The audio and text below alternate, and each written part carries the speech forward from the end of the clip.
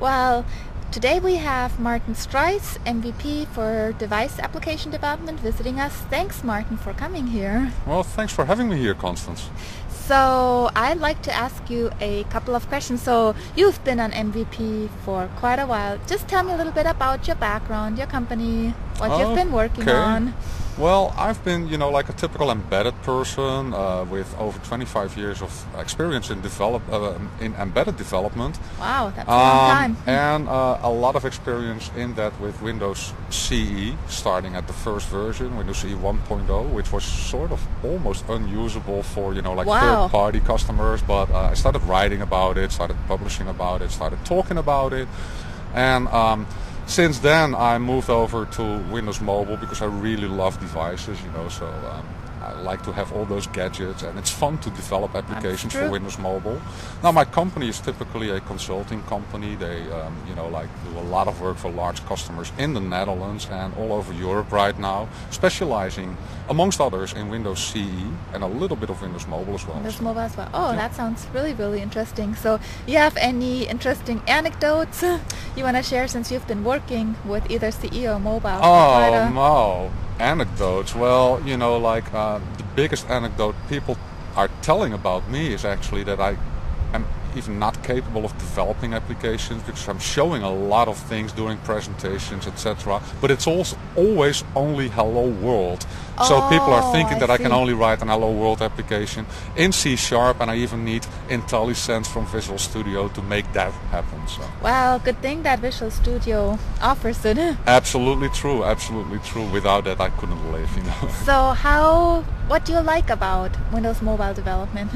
The cool part is developing for devices. Devices are small. You have to take care about, different form factors. It asks a lot about a lot of creativity to develop cool user interfaces, efficient user interfaces. We are running on devices that have a limited amount of memory, slower processors. So, for instance, if you're allocating memory, you're not always granted that you get that memory. Yes. And I really like the challenges around that. Also, and this is one thing that people who know me know that I'm continuously talking about it. Trying to develop battery-friendly applications and stuff like that. And that's just a lot of fun. It's so much more fun than developing for desktops. I mean, they have unlimited resources, unlimited amounts of memory, etc., etc.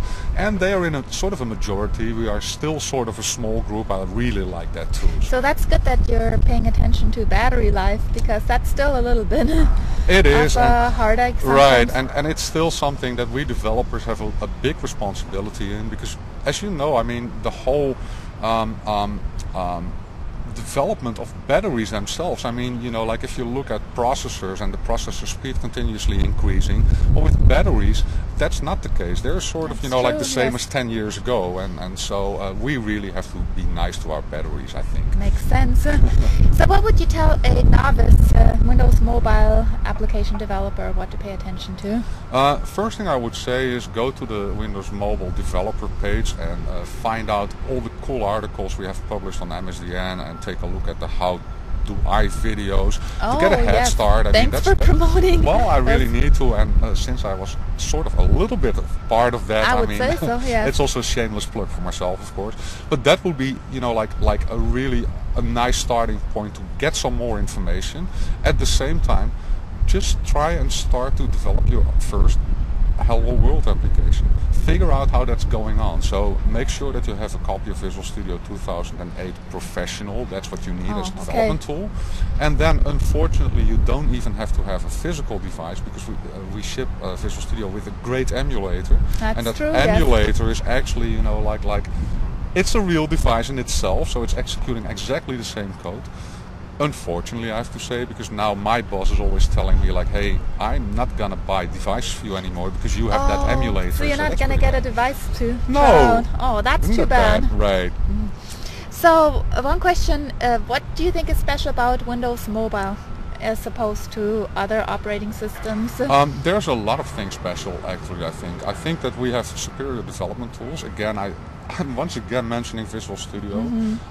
At the same time, the development experience is exactly the same for desktop developers and for Windows Mobile developers. So we use the same tools, we use the same programming languages, and the only thing that's different is indeed like, hey, we need to care for our batteries, we have like smaller screens. We have lots of different screens, that's another challenge. So you can have a square screen or a full VGA screen or a screen with limited resolution. Your device might be able to display in portrait and landscape mode and stuff like that. You have to take care of all those things. Now compare that to a PC. I mean, those guys have, like some sort of a fixed resolution and stuff like that. So as a matter of fact, and that's probably one of the things that I really like about Windows Mobile development as well, even though we use the same tools, we are just better developers because we have much more challenges. Yes, that's true. Well, that's good to know. So what do you think is one of the upcoming cool technologies that will make the future of Windows Mobile? I am really looking forward to Silverlight. Silverlight, what's going to happen around that area. I'm also looking forward to, like sort of a thing that I call hybrid applications right now, and I don't even know if there's an official name for it, but like if you are connected, so if you have a network connection, try to get the best out of web services and get the best out of, like a browser-based application. But with a mobile device, you might lose your connection like instantaneously.